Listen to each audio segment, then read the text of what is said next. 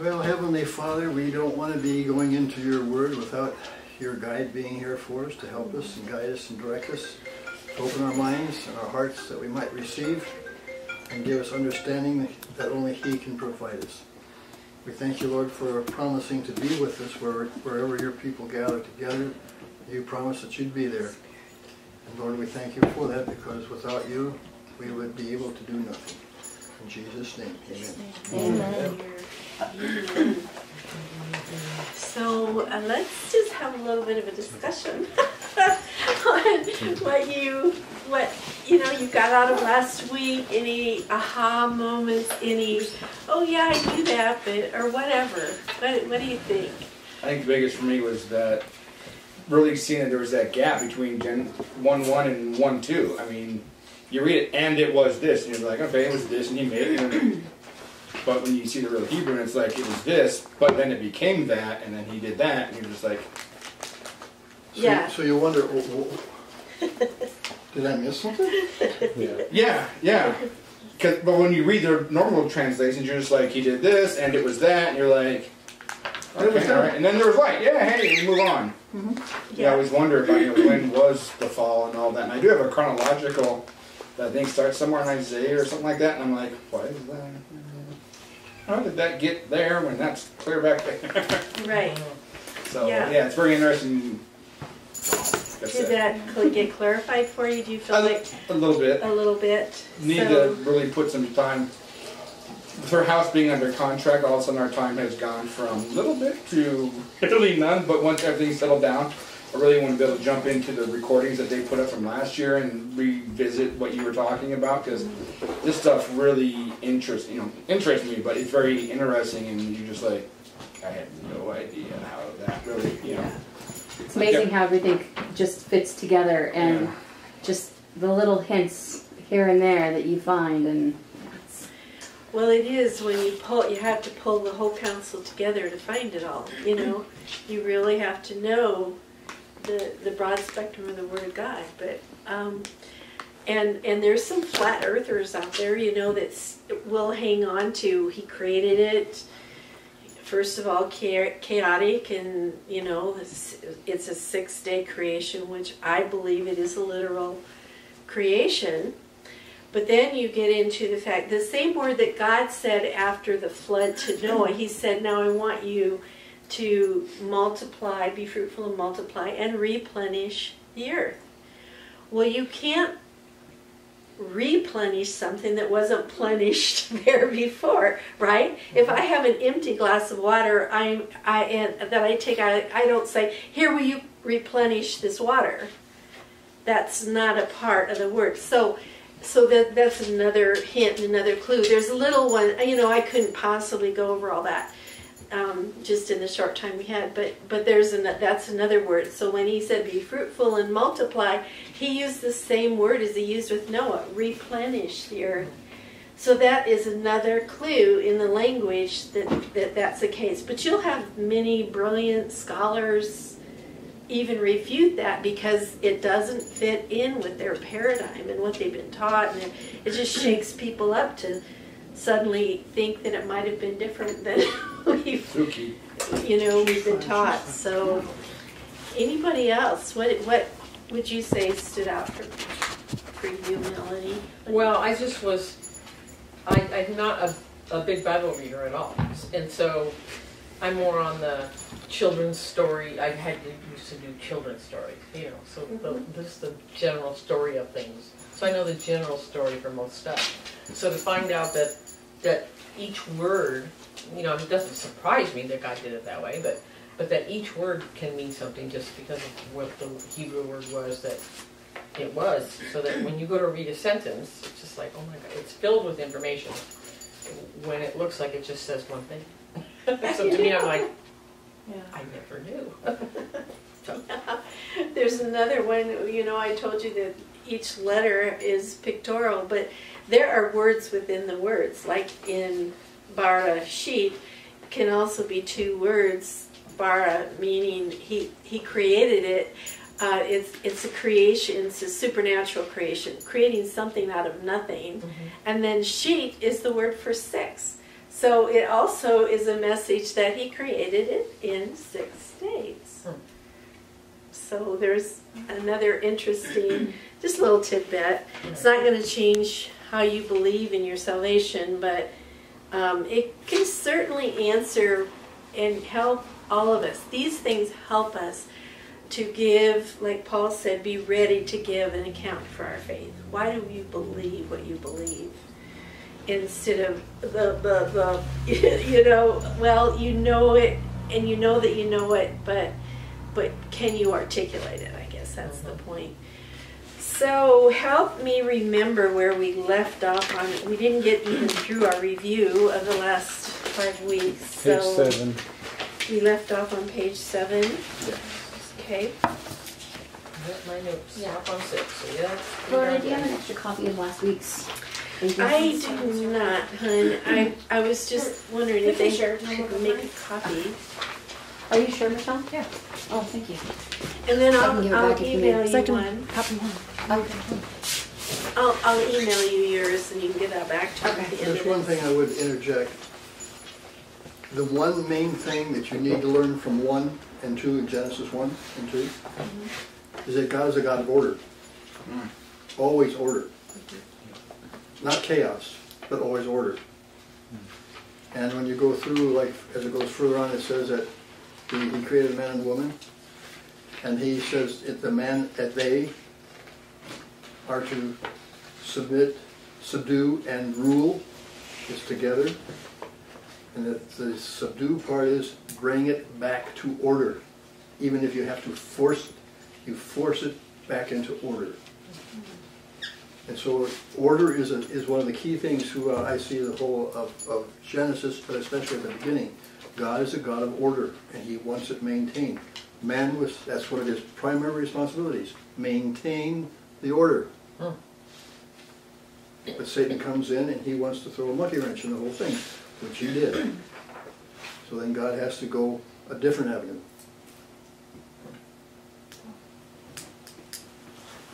Okay.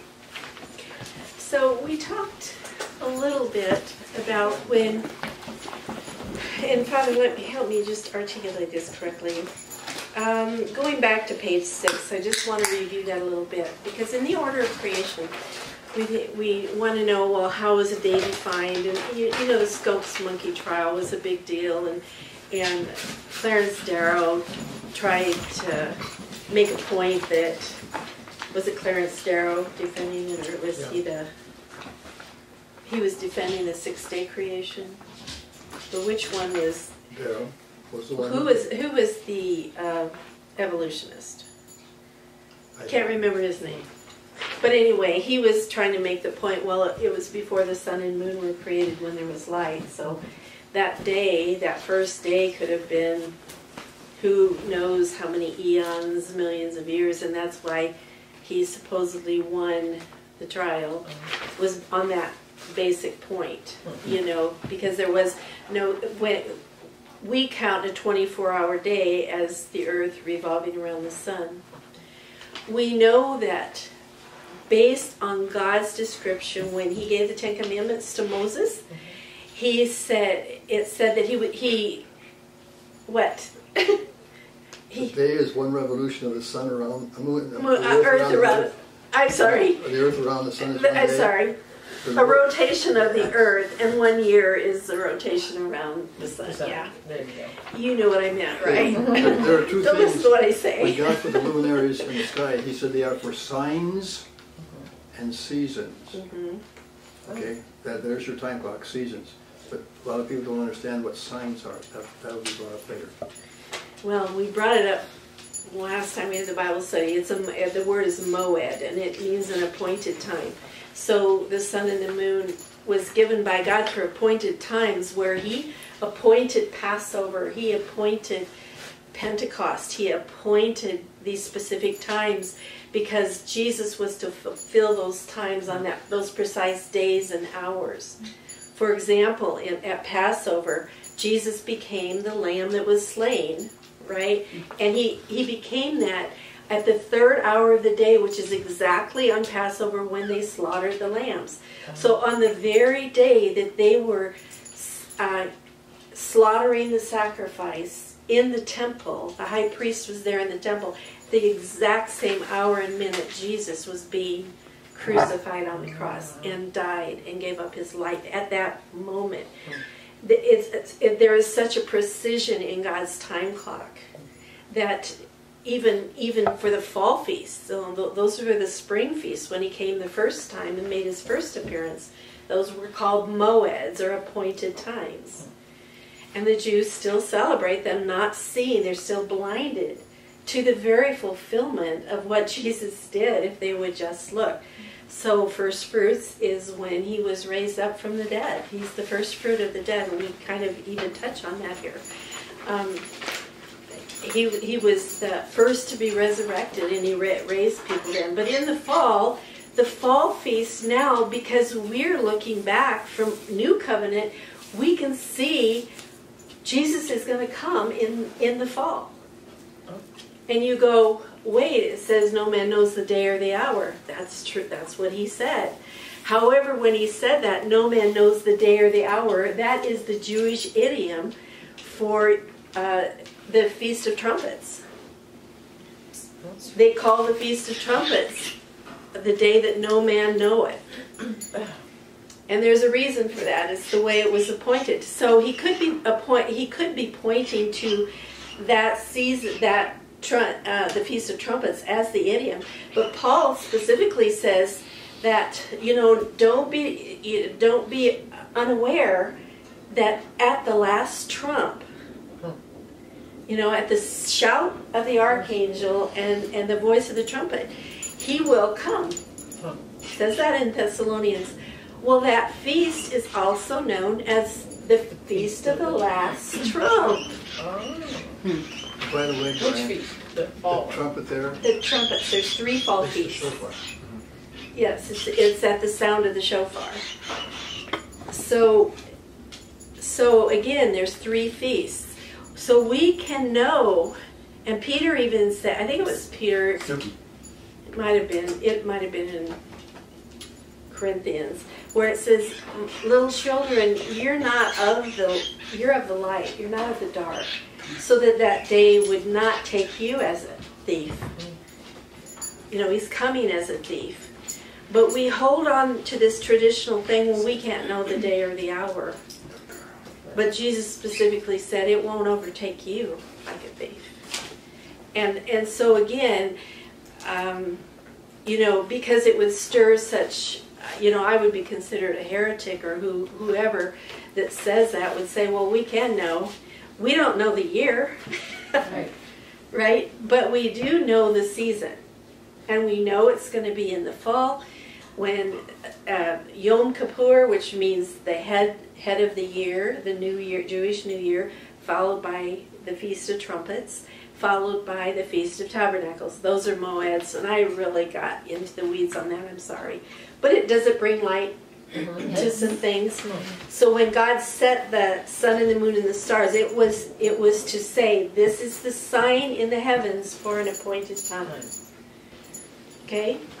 Is that interesting, huh? Very. Yeah. If I could add to that, Yeah. I found that very interesting. That, and I've already forgotten what you said, but early on you said that that the meaning of something, the Feast of Trumpets, was. Could you repeat that? All those feasts, the fall feasts, fulfill his second coming. He Right. will fulfill those. But then you mentioned a word. Times. The moed, the appointed time. Yes. Okay. The moed is a specific appointed time that God has that this will happen. Is it M-O-A-D? Moed? M-O-E-D. It's a transliteration. Yeah. It's Hebrew. Yeah. It's pronounced moed. Okay, good stuff. What else? What else did you guys just insight? What do you like about it, Tashina? I like just learning a lot of new things. The Bible is there's so much depth besides just reading the words. And I had no idea until we started doing this Bible study. And it's a little overwhelming, but it's really interesting.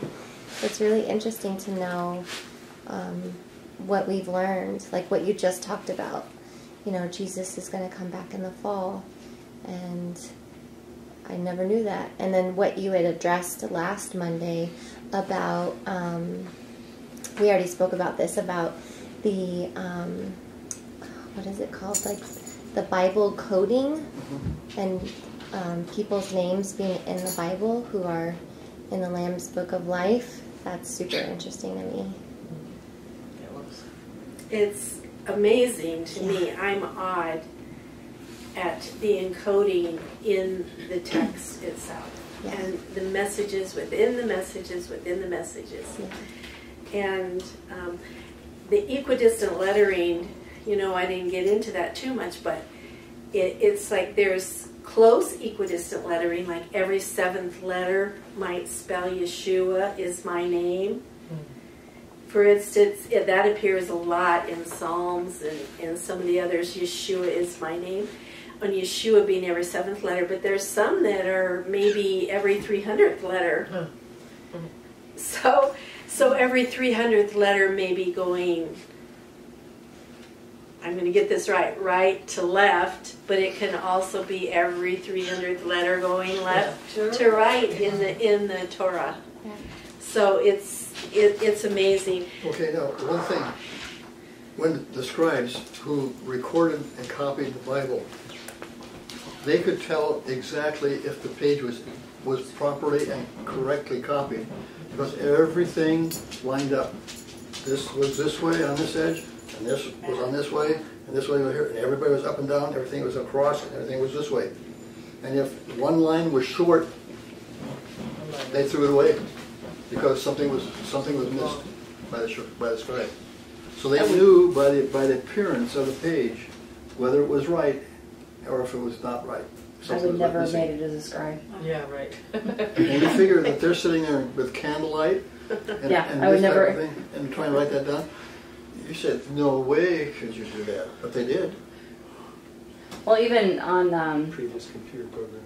Yeah, right. well, just the tiny writing that they had at the museum for Dead Sea the Scrolls. Dead Sea Scrolls, I'm like, it's unbelievable. I'm like, as tiny as it was, and then to have to go through all that work to make the paper, I'm like, Yeah, I would have been fired. There's no way. that alone is phenomenal, isn't it? We talked about on page, getting back to page 7, well, we did talk about some of the properties of light.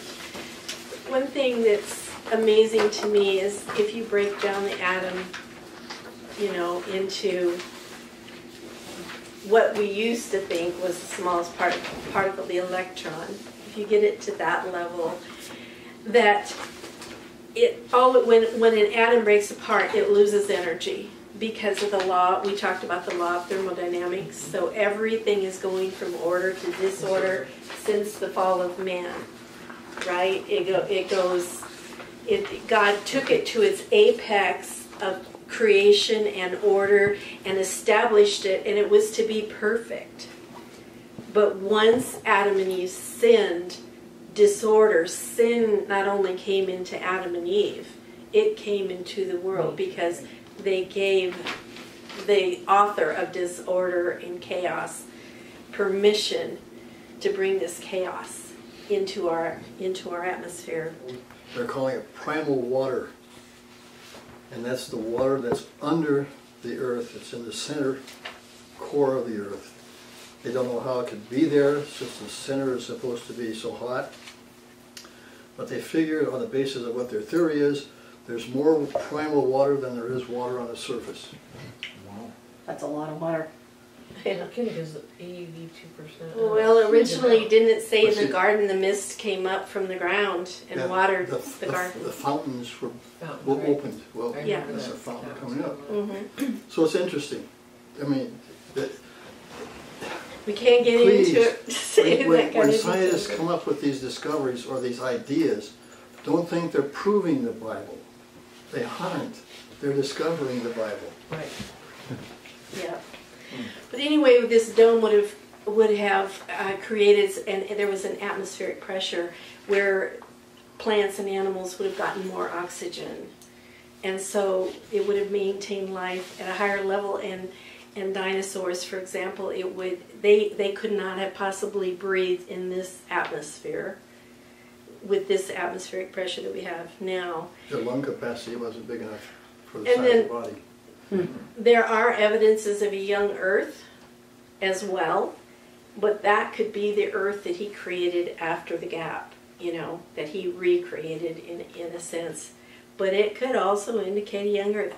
If somebody proved to me otherwise, I would not be dogmatic about that gap theory, Just hold it loosely. It seems, because it will make sense later on with other things that God doesn't happen. So just hold on to that in your hand and say, Lord, show me, and do your study for yourself. The whole point of this is really to prod you to get into the Word and study it and seek it out for yourself. Don't accept what we have. So Genesis 1:26 through 28 talks about the law of dominion. Now this is a critical law for us all to understand. Just as seed time and harvest is so important. And Satan has perverted our language to get us from operating in seed time and harvest as powerfully as we can. Because we speak words that are perverted, our heart doesn't understand it. Proverbs talks about speaking perverted language weakens your heart. It makes the soil less effective. So as you begin to speak a pure word, what God says and what God says about it, you begin to see more and more of the manifestation of the kingdom. Where some people just seem to be able to proclaim things, and the miracles come because they walk this out. Same with the law of dominion. Law of dominion is so critical to understanding and answering the questions for people. If you get this, why, if God is a good God, does bad things happen? That's one big question. Why does he allow it? The law of dominion answers this question. And others, like, why does God require prayer if he knows everything? Jesus says he knows what you need before you ask. Doesn't he? So why even pray? Right? If he's going to take care of the birds of the air. The law of dominion answers that question. Okay? So I'm going to go into this a little bit more. Just so you really get this. Sounds like we need it. You're going to be challenged. So, in the law of dominion, God said, let us make man in our image, according to our likeness, and let them rule over the fish of the sea, over the birds of the air, and over the cattle, and over all the earth, and over every creeping thing that creeps on the earth. And then it says in 128, now look at this word. It says, let us make them in our image. Right. Okay, so we're talking about the Elohim. And having dominion. Okay. The word is bashah, I believe. I'm doing that it's kabosh. The Hebrew word is kabosh, but we'll get down into that. So Genesis 1:28 says, God blessed them and said to them, be fruitful and multiply and fill the earth and subdue it. Key word. That, I think, is it subdue that's kabosh, Joe? Kabosh. Yeah. Subdue it. So what does kabosh sound like? Put a kibosh on something. When you put the kibosh in something, you put the cap on it. Subdue it. You control it. You have the authority over it. Okay? Key thing. Rule over the fish of the sea, over the birds of the sky, over every living thing that moves on the earth. So again, we list this. This answers why does God require prayer, and I'll get into that, and why do bad things happen. Because we were given the sovereign and supreme authority, the power of governing to control this earth. So when I rent out to my renters, I sign a lease and I give them the right to live in that house. I own it, but they have the right to have the freedom to live there without me interfering and, doing certain things, as long as my house is being taken care of. The same principle or a law abides here. God will not break the laws he set up at creation. Now, he may have higher laws, like he set up the law of gravity, didn't he? Mm-hmm. You can't break that. You can't jump off that house and say, well, I'm going to trust God. Or like Satan said to Jesus, jump off the temple and let the angels hold him up. No, that isn't how the laws of God work. But what did he do? He created a higher law. It's called the law of aerodynamics. So there are higher laws if we begin to understand them. He walked on water understanding a higher law that none of us can understand right now. He didn't break the law that God set up. Jesus didn't ever break the law. He always fulfilled the law. This is what he said. I came to fulfill. Yeah. Amen. That's right. So he gave us the supreme power and authority over the earth. He gave Adam and Eve. They became, the Psalm even says, gods, little g, gods of this world. And Jesus acknowledged that. We were the gods of this world. Now see, if you've never heard this terminology and heard it said this way, sometimes because of what we've been taught, that just, you know, all these red flags and lights go off. But it's right in the Word. So he said, you will subdue it. He means legally you have the power to direct and you have the right of use on this earth. So when he did that and set it in motion, what he was decreeing is only human beings, mankind, has the right to rule this earth. And he set the laws of seed time and harvest in motion so that if someone outside of marriage has a relationship and that child is born, well, that's outside of God's will, but it was inside the laws of seed time and harvest. He won't break our rebellion. He won't break that rule. Does that make sense? So sin, he can't control, he will not control our will. We're given free will. Why? Because you cannot rule something without free will. Right? Mm-hmm.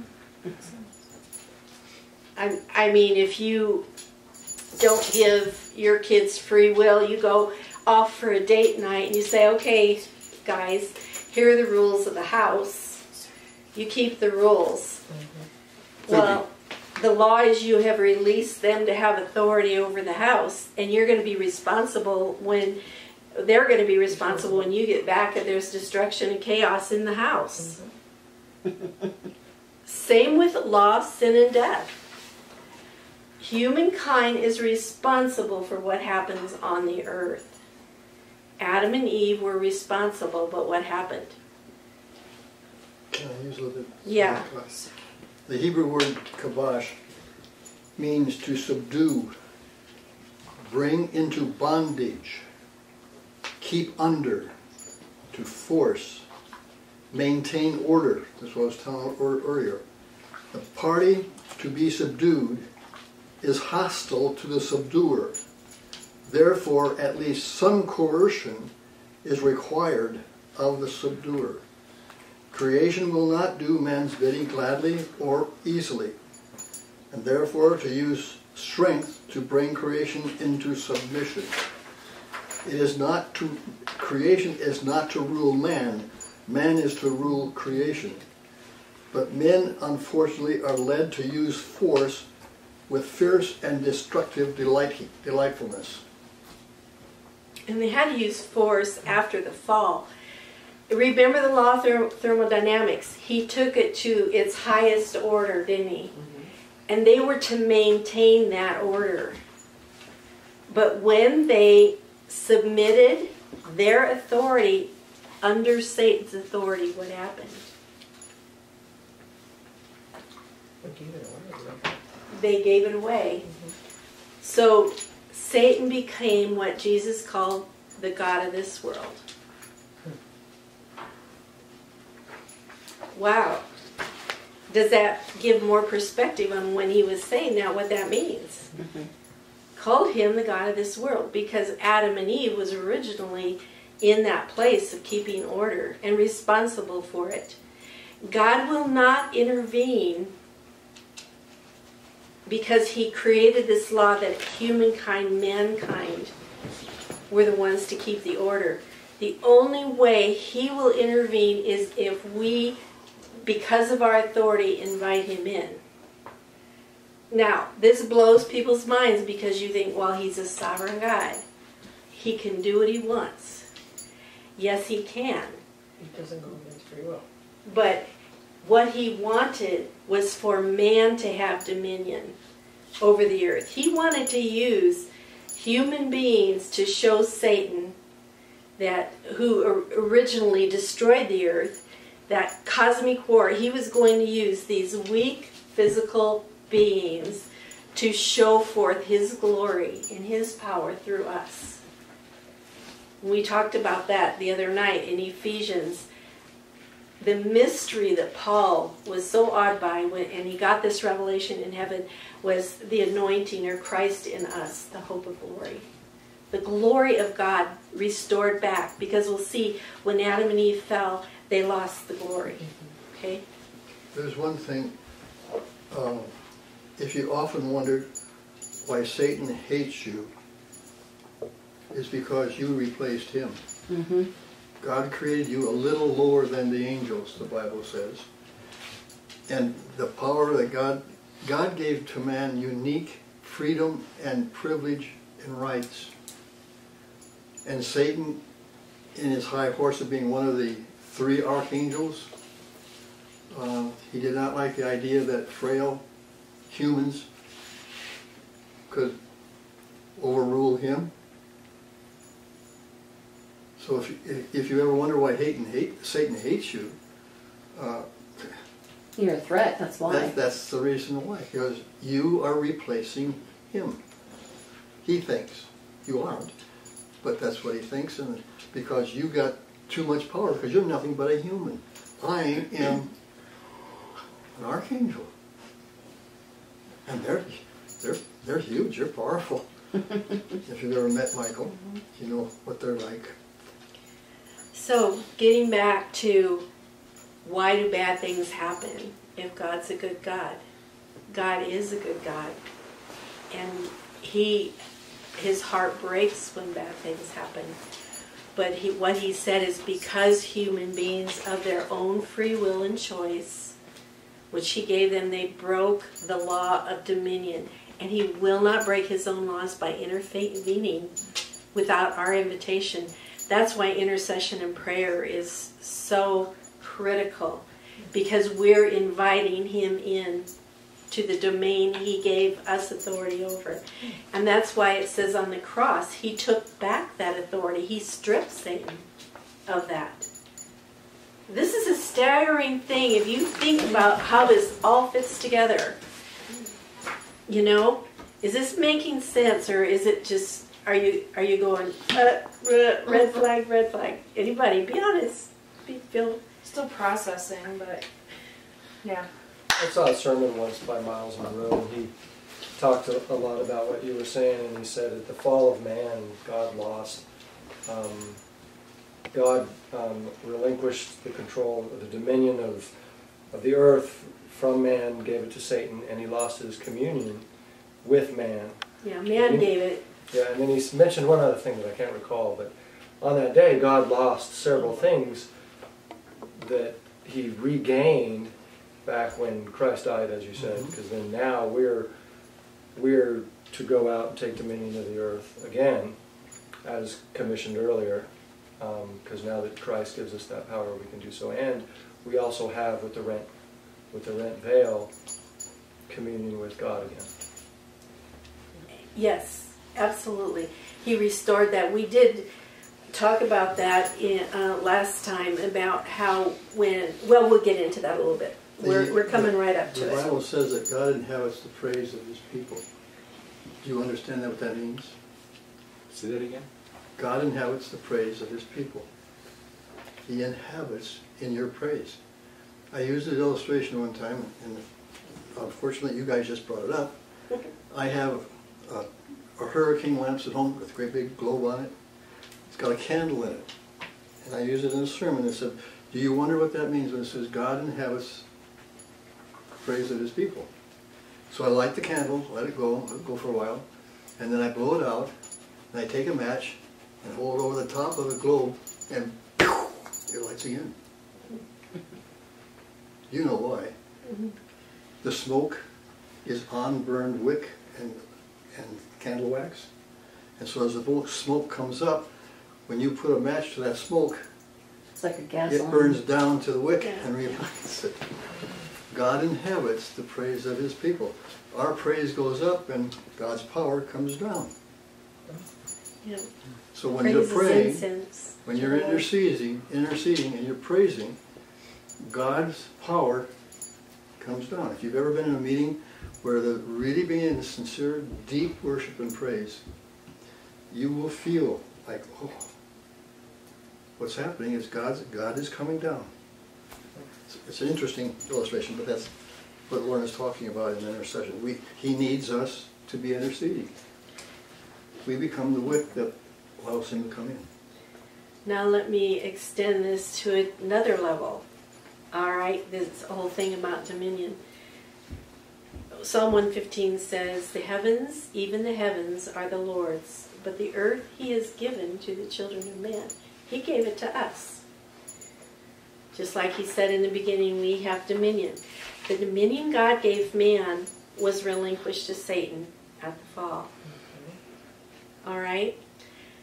The Dutch Sheets, who is an intercessor, wrote this, and I want you to kind of pay attention carefully to every word.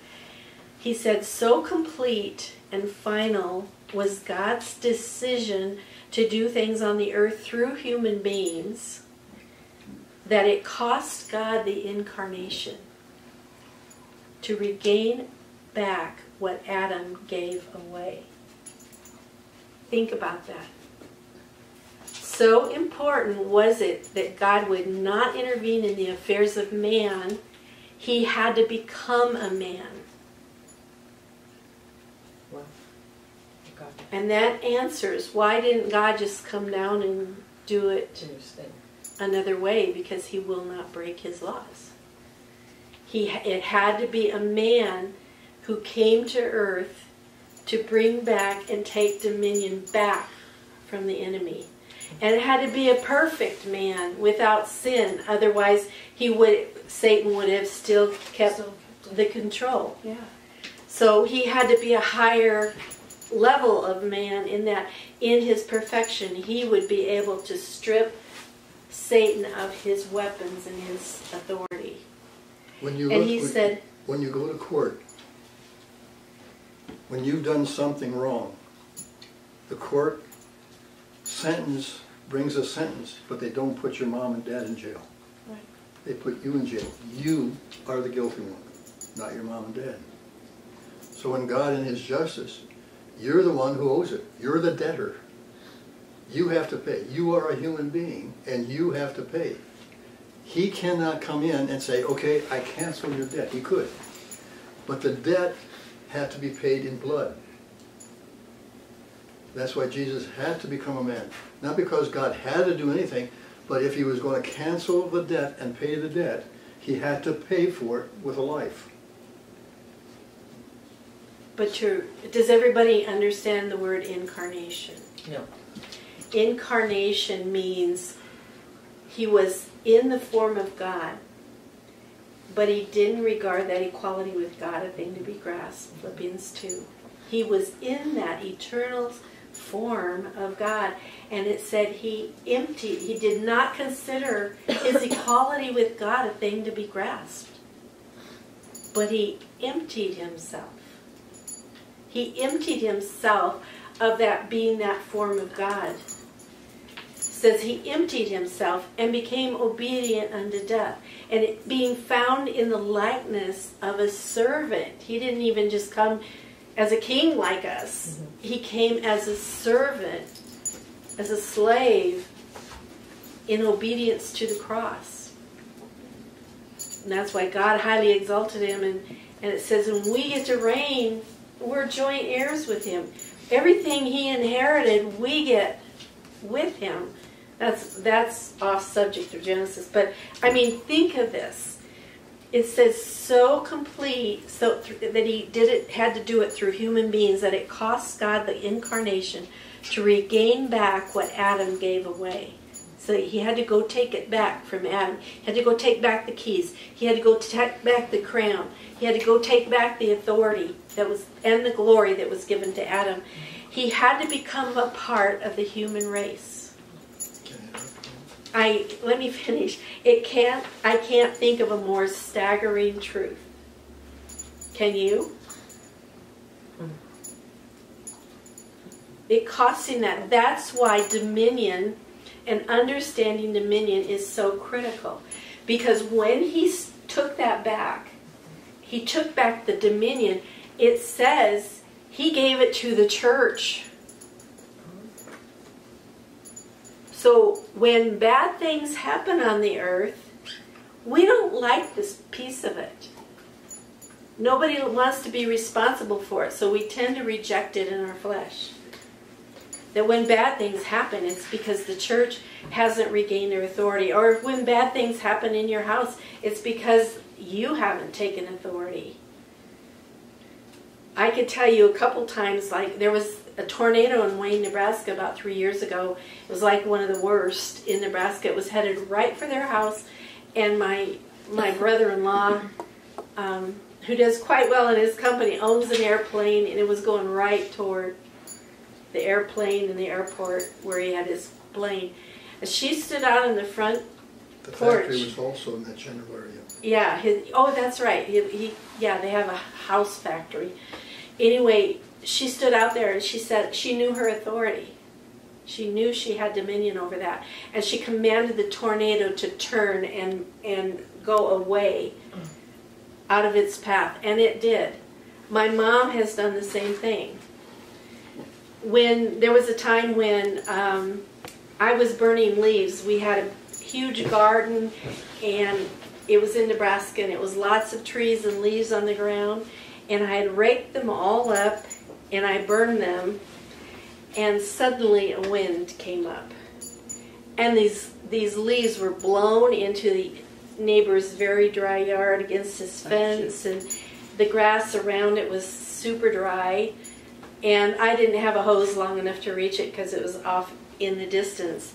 And all I knew to do was take authority over that wind in that moment.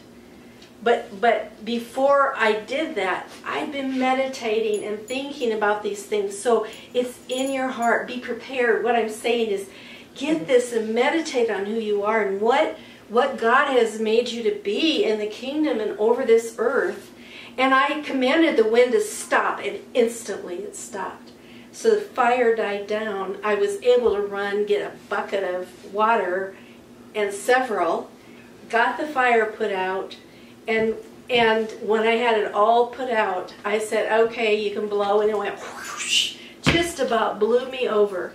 But it's times like that, and we could give lots of examples like that, where... Your mom. Here's about the tornado. Oh, my mom, yeah, her story They is... had a tornado. They were on a farm. It came up over the hill and headed right for them. And her mom, they were down in the root cellar, and she saw it coming, knew where it was going, and so she said, yelled Lord, at it. You cannot come onto our farm. And the thing went south along their property line. When they got to the corner of the property line, it turned back east, followed their property line east. When it got to the property line there, it turned and came back north, and then it turned and continued on east. It went around their farm.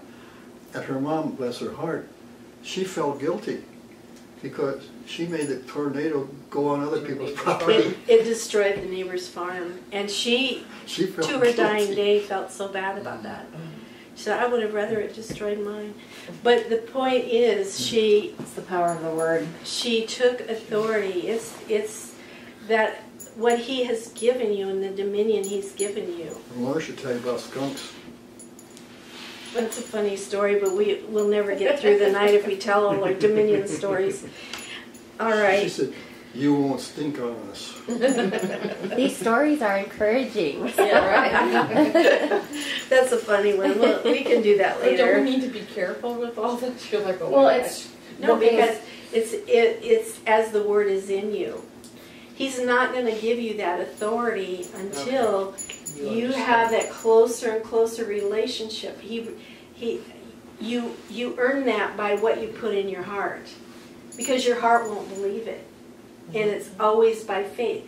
The spiritual realm always operates by faith, where you believe it before you see it. When the skunk's tail, he turns and his tail goes up and his rear end is facing you, You're in trouble. you know you are in trouble. Right. She said, you will not stink on us. And he goes down and walks away. It did. It did. But the rest of the story is funnier. We have some funny stories. Yeah, but that was the stories. conclusion. The other Yeah. part was interesting. Thinking of the Father and the Son. When you have read the first chapter of Isaiah,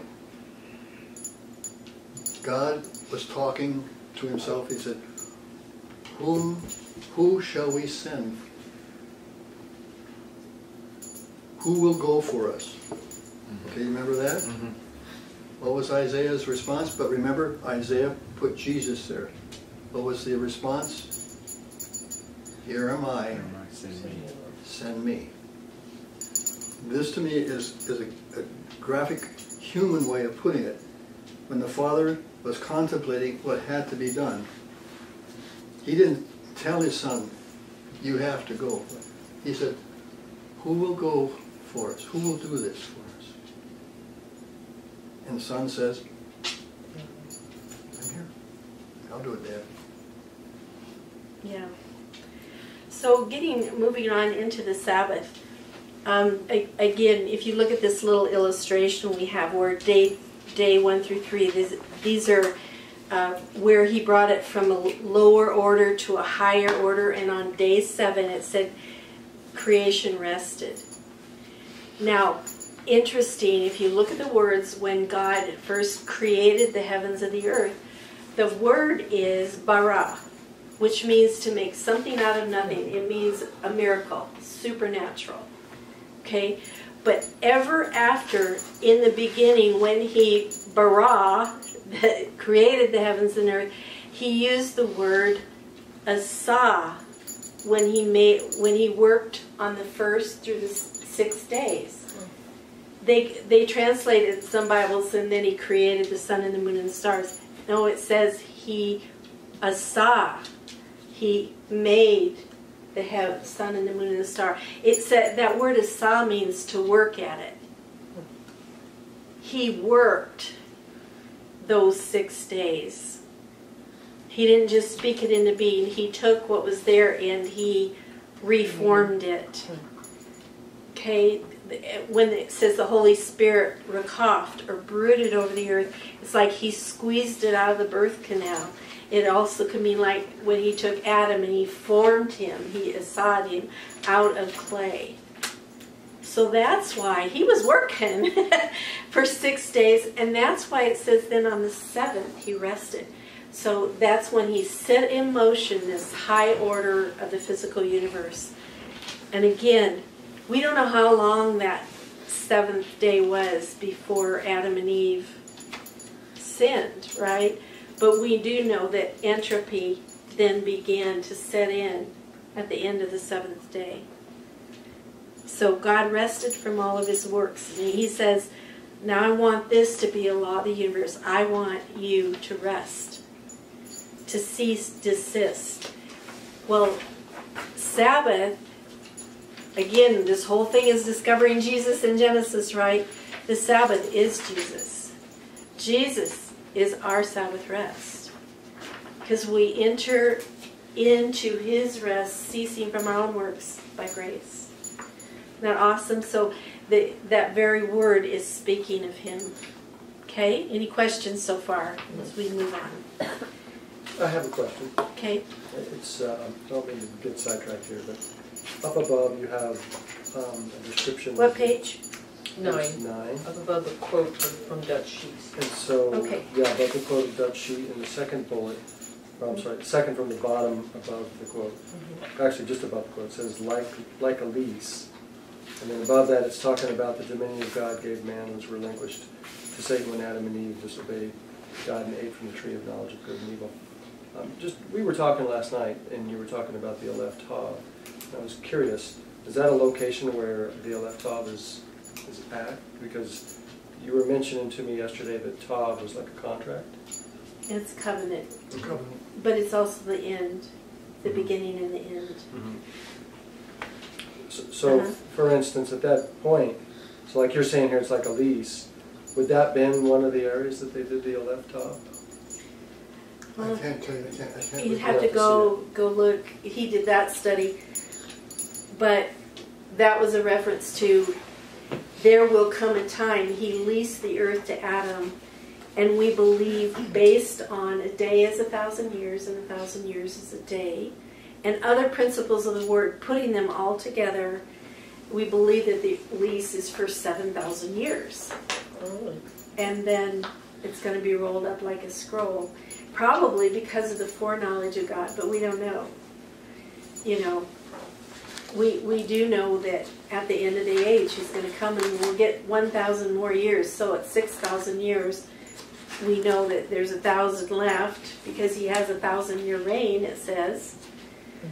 So if that is the case, because He created it in 6 days, those 6,000 years would be that time of wrestling and working and striving with man.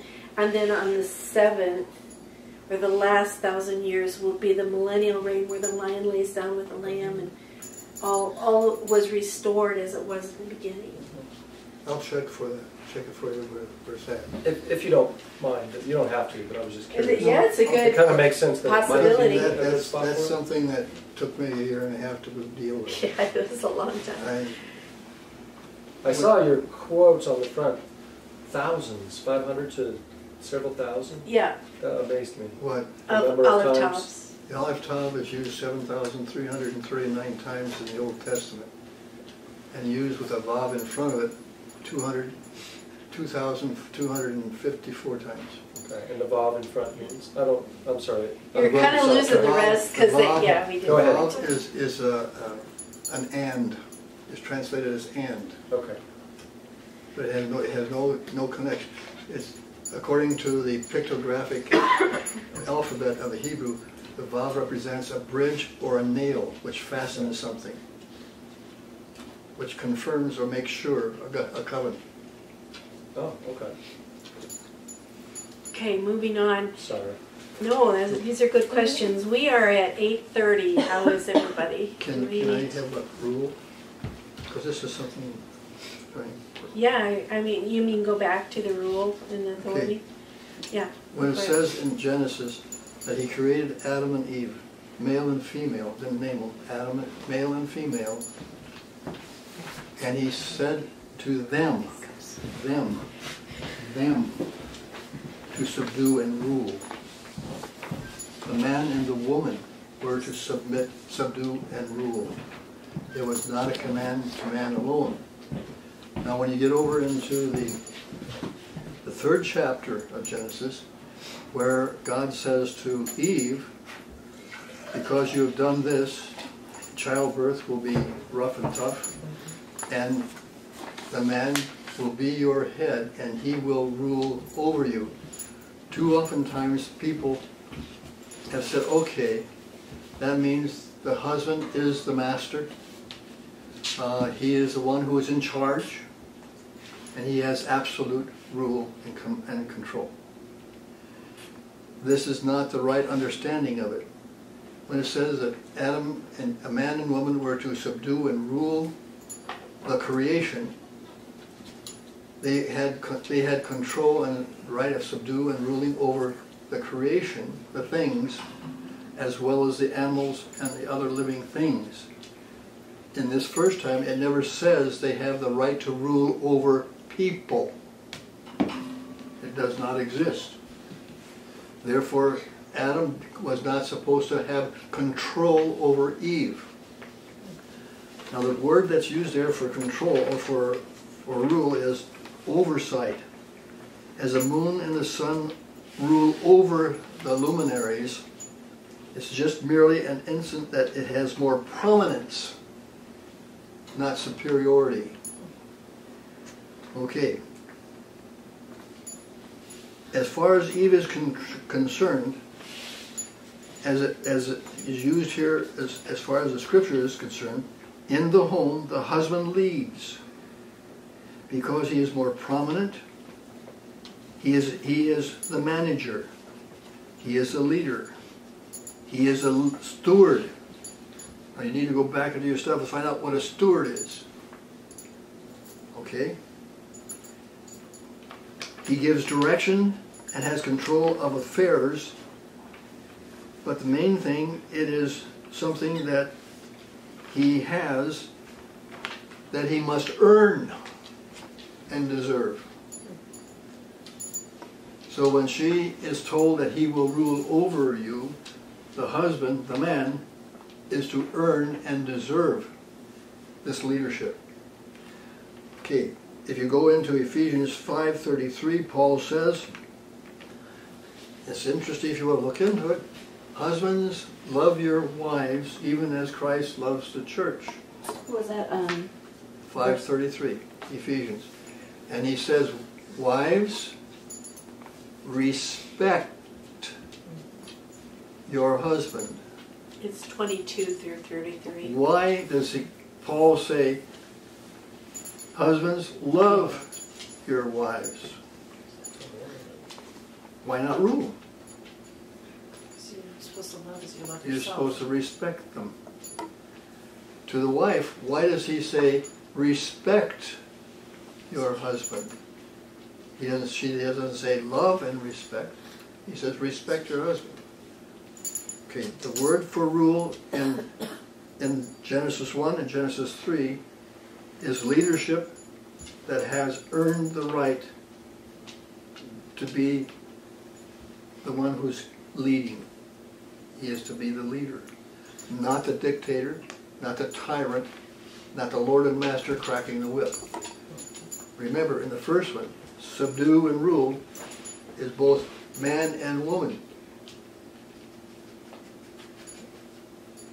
Nowhere is this rule concerning domination of a person. So I like to point out that Paul said this is a mystery concerning Christ and the church. Mystery doesn't mean, oh, it's always going to be a mystery to us. In the Greek it means it has now been revealed. That you can now look at how Jesus treats his bride. And you know, when we do marriage counseling, I've had a couple times where they decided not to get married because the husband really liked the idea that he got to be her head. And I said, if you look at that, it says, you love her as Christ loved the church and laid down his life for her. He gave himself for her. And I said, so how does Jesus treat her? As the servant. He said the Lord of all is to be the servant of all. It's a whole upside down thing when you think of headship, where he's to be the protector and he's responsible for her decisions. Whereas any woman that has a husband like that will respect him, you know. That's just out of our nature. But is it okay if we move on? Because this was supposed to be just That's all just to yeah, that's good. I've got other stuff. You actually got ahead of ourselves, but that's on page 11, where God then establishes the marriage, and we just discussed that. It just bothers me when the man thinks that he is the king and the ruler, and he can do what he wants, and the wife has to submit. It doesn't say she has to submit. It says she is to be ruled. As a good steward, she is to receive his leadership. Yeah. So going on, under the bride of Christ, I'm just going to touch on this really quickly. What page? We're on 11, because I want to move through here and get to the new material. The name Adam, Dome, is part of the word of Adam, Adom, and it means blood. Interesting. Adama means earth, so he's someone who's made of earth, but he has blood. Now, why can't angels be saved? This question, it seems like it's out of the blue. Why can't angels be saved? Fallen angels, I'm talking about. Well, here it says no blood. Exactly. There's no sacrifice. The angels fell. They were in the presence of God and fell, but they don't have blood, so there cannot be a blood redemption. It's through the shedding of the blood. That's why angels and demons cannot be redeemed. Let's move on to Genesis 3. There were 2 trees in the garden. Last time we talked about these 2 trees. God said you can eat of the tree of life, but don't eat of the tree of knowledge of good and evil. Because when he says you will die if you eat that, we need to define death. How would you look at death without looking at my notes? What would you give as a definition for death? Spiritual death or separation from God. Exactly. It's not cessation from existence in our body. You just use the word death and you think it's Think more life in you. Yeah, quit breathing. But the reality is, Adam and Eve died the instant they ate of that fruit. Their spirit man died. That light in them, somehow that fruit genetically damaged that connection between their soul and their spirit. We don't know how, because the whole new birth thing is a whole new creation in Christ Jesus. It is not how Adam was created originally, but he was created with light and glory. Most people believe, and I talk about that somewhere, I don't know where, when they were created. Oh, it was on the page before. The temple in Israel is a type of our temple. We're the temple of the Holy Spirit. And there's an outer court, which is our body. There's a holy place, which is our soul. And there is a holy of holies where the presence of God is, where it's spirit. And it's lit by God. So our spirit man is the light of the whole body. I just want to just touch on that. If you want to know more about body, soul, and spirit, I'd like to just teach you individually rather than getting into it tonight. Yeah, that one's deep. Yeah, you need to see my illustrations because I have pictures of what that is. So if you've not seen that, look at the YouTube. Yeah, I guess that we get into that quite a bit. Is it? It's good, right? It's good to have. So why was that a bad thing to eat? Because now they know evil. No, before they didn't. That's right, they were innocent of evil. It says in the New Testament, be innocent of evil. What happened was when they ate of that fruit, because the temptation was to know things and be like God, his entryway then into humans and his dominion over them became through the soul. Because the soul is our mind and our will and our emotions. So he was able then to have control over our fallen mind. And we gave illustrations in the first section on how I don't know if you remember the pictures I showed you, and I said, what are you seeing? And that wasn't what was really there. But again, for those that want their own special session, I'll go over that. But the point is, the tree of knowledge of good and evil is rooted in, sin is rooted in that, and that's what gives Satan his power, is in the knowledge of knowledge of good and evil. Okay, so Satan became the one with dominion and authority over us and this world. We could talk about the location of the garden. Because it was pre-flood, we don't know exactly, because the flood kind of messed it up. But I list some people here. Dr. Peter Mikas, if you want to look at his book, Perry Stone, Josephus, the Jewish rabbis all believe that Jerusalem was where the center of the garden was.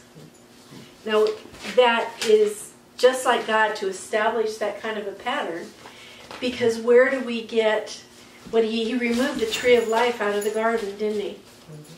And he put angels there and guarded the way. Well, what did he put in the temple? On the curtain, there's 2 cherubim there. The cherubim that guarded the way into the tree of life. And when that veil was rent, how, why, when, and where was it rent? Why was that veil torn and opened up? What event happened? Earthquake. An earthquake, but what caused The crucifixion. the crucifixion that we see, the tav, the tree of life. Jesus is the tree of life. That curtain you're talking about is a whole series laminated of cloth, a handbreadth thick. And you tell me how that can be torn by an earthquake. Especially from the top down. Huh? Especially from the top. How do you break several hundred layers of cloth? Dookie. But anyway, getting back to that, I believe that it is too, and I felt that only because it's where the greatest conflicts on earth are. Yeah. And it's called the Holy Mountain of God. And if you look at these scriptures, Ezekiel, we're in the middle where it says location of the garden. The rivers that they name, the 4 rivers, if you look at them, they will outline. It's a 1,500 square mile radius around Jerusalem. The ones that exist. So if you watch that in the ancient world, it appears that Jerusalem is in the center of it. And if you look at Ezekiel 28, 13 and 14, speaking of Satan here, and he says, you were in Eden, the garden of God, upon the holy mountain. An indication that it's possible that Jerusalem is where Eden was, because it is also called the holy mountain where he will live and dwell and reign. After the fall, Adam was driven out to the east. And if you go from the eastern gate straight out of Jerusalem, you go out into thorns and thistles and absolute wilderness. So Adam went east from the garden. From the garden. Right. The eastern gate he went out of. And all the way to the Dead Sea. You could tell it's a cursed ground. Just almost nothing grows there, does it? It's incredible what a wilderness is when you go to Israel. So Don't do that to me. don't do that to you. Okay, don't do that, Jack. The ground Do is you know cursed. that the sea, the Dead Sea, has been going down and down and down and down and down? Now they find out it's being refilled with fresh water. It has less salt than the water we normally drink. The big potholes that have been coming up, fresh water is coming up and filling up. Oh, wow. The Dead Sea is 37% salt, and this water is 0.1% salt. The new Dead Sea? And they can't figure out why is that water pure enough to drink. And Bible prophecy And- says, Isaiah said it would There's life in it, would and there's live algae again. growing in it. Wow. In Yeah. the Dead Sea? In the Dead Sea, in these sinkholes. Yeah. Okay, but we're off base. So Oh, that's out interesting. to the east also is something called the city of Adam. That's another reason why these particular scholars, because it was an ancient city, when they crossed Jericho, from the wilderness, it says the water stood up on the Jordan, backed up all the way to the city of Adam. And so these are ancient names, and it's just a possibility. Also, they found in the city of Jerusalem a fossil of a snake that had legs. And we know that the serpent had God cursed him. Right. Yeah. He would crawl So in before bed. he- Right. Exactly. There's other snakes that they found that have vestibular legs in them. Had what? They've atrophied and withdrawn into the body. Oh. They're actually back underneath the skin. The other amazing thing is if you go on Google Earth And That's you not every state, however. and you look at Jerusalem. There are mountains in Jerusalem, and they look kind of like this. So Jerusalem is sitting on something that there's a jot here, and then there's a big gulf here, like a canyon, the Kidron Valley, and then there's one over here. Okay, another place, Valley of Hinnom, where, what does that look like? Shin. Oh, yeah. So Jerusalem is sitting, this letter in Hebrew I was gonna always say, wait, what's shin? represents I mean, you just God. lost me there.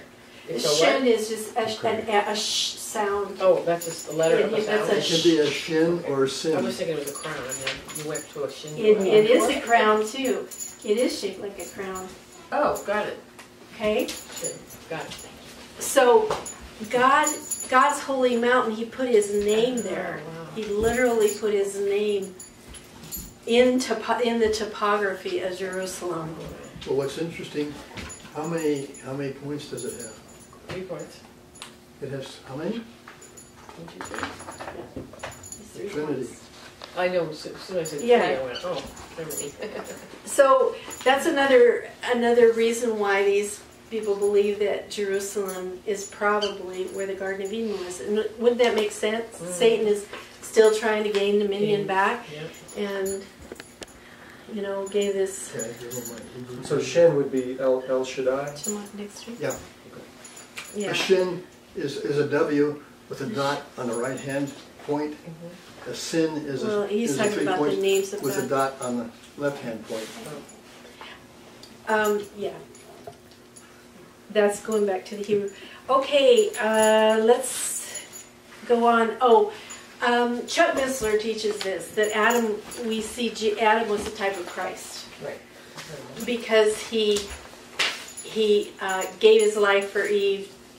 Read the notes. He became sin for her so he could live with her just as Jesus did. Jack doesn't exactly agree with that take on it, but he could still be a very broken type of Christ, if you know what I mean. And the picture wasn't what it should have been or what it could have Well, been. David is called a type of Christ too, but he wasn't perfect. We're almost at 9. So Adam and Eve did not procreate until after the fall, because they were not going to die. God had created them to not die. Death was not in part of the makeup of it, although he knew from the foundation of the world they would, and provided for that in the Lord.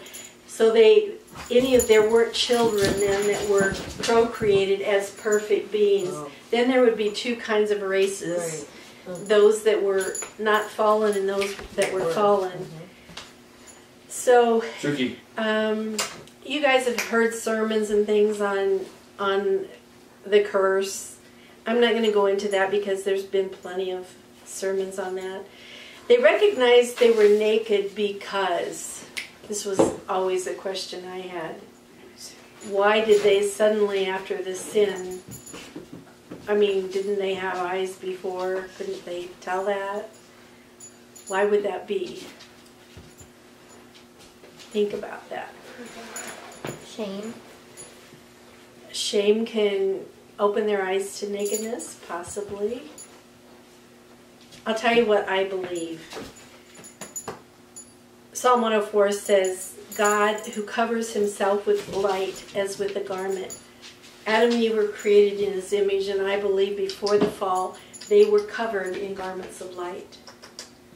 Because light and glory are the equivalent.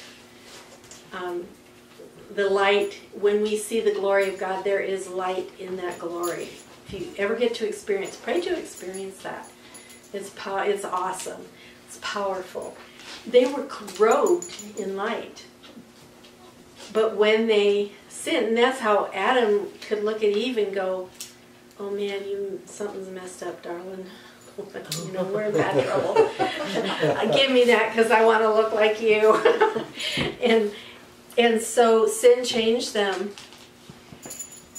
And you know, people ask, well, how can there be black people and white people and brown people that Depends on come how from hot the area was. one person? Because, you know, Jonathan, who is a DNA kind of guy, specialist, didn't he say he worked with DNA in a lab? Who? The couple that were here last week. Oh, okay. Yeah. So it would have been nice for him to be here, but let me just show you real quick. I'm going to keep it really basic and simple. So if we have, let's do tall and short, okay? So if Adam has a tall gene and a short gene, and Eve has a tall gene and a short gene, this is your basic elementary genetics, right? So they procreate, and this kid gets 2 tall genes. This kid gets a tall and a short. Maybe this kid gets a tall gene, but more than likely, statistically, there would be 1 here. So a person with a tall gene and a short gene is medium height. Okay? A person with a tall gene with 2 talls would be what? Tall. Tall. So we get a tall person. Here's a medium height person, and what's this? Small person. The short person. Yeah. And that's how genetics work. So when God made, for example, dogs, the dogs would have had a perfect genetic makeup, but they would have had genes in them with long hair and short hair, brown, white, spotted. With Adam and Eve, there would be, for example, a dark skin. We don't know. Scientists believe that they were dark-skinned. As they've looked at genetics. So we have a gene They were out in the for, let's say, a black person and a white person, right? That person with black and white skin would look how? In between, creamy colored, right? So Yeah. lighter. Medium color. Look at your girls. They're lighter than their mom, but they're darker than their dad. Right. But So when I look at them, I think I'm darker. Until I walk by a mirror when I'm driving. so they have like a medium amount of melatonin in them. These guys have a lot of melatonin. These guys have very little melatonin. Okay? So when he created them with a full spectrum of those genetics. But as people begin to move to different parts of the world, what would happen? Well, in Africa, it's hotter, and therefore the sun beats down, and it's making them darker. So by what Darwin thought was, what is it? Evolution. Not evolution. It's the other one, adaptation. People with white skin would not probably survive as easily in Africa, would they? So they move to a cooler place. They would either move to a cooler place or they would die. So as they spread out in the earth, they became more and more distinct, in different areas of the world. Does that make sense? But all of the genetics were there. It wasn't that he created, black and yellow and white and all that. So it's just a simple matter. Same with the ark. It's fair to say that. Yes. Had 2 dogs on it. It'd have 80 billion different breeds of dogs because each dog has everything that it needed to bring back everything. So Exactly. yeah. Because their genetics were perfect in the earlier days of how God created them, and He intended them to have variety and do that. He put it in them. Does that make sense? Does that help answer Yep. What's your great down other questions? Thank you. Okay. This was a statistic that I got, I think, from Chuck Missler. He said that the statistical probability for DNA just randomly changing is 10 to the 130th power. Because if you studied biology, you will know that when that DNA unzips, there are checks and counter checks and balances, and there's two chemicals on that, or three chemicals on that ladder, and if those chemicals aren't in the right order, that they have another chemical that detects that and corrects it in the DNA. So what begins to happen? I'm jumping ahead of myself. So Jesus, let's move on.